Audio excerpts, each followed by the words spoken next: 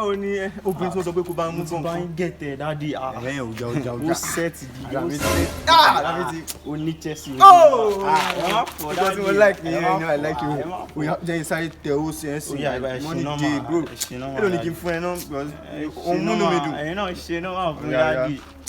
3 million, my buy 3 million sing. Yeah, that. O ti wọlé. Check it. Confirm it. Daddy. O ti wọlé. Afọ ya lọ ṣe normal lọ. Lọ pe obìnrin yẹn wá. Oh God, I'm gonna love this.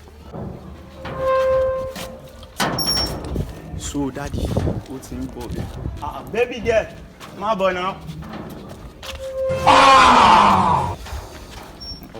I'm shy.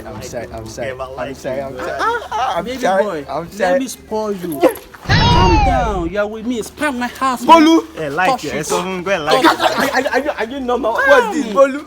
So I'm going like it. And I gave you money. Let me do it. Like it, Let me. You are very stupid. Shey got me so fun lele. This is what I paid you for. Yeah, baby boy. Who is your baby boy? Run, let me horn you, man. Like it now. You shit will let me buy now. You shit will let me buy now.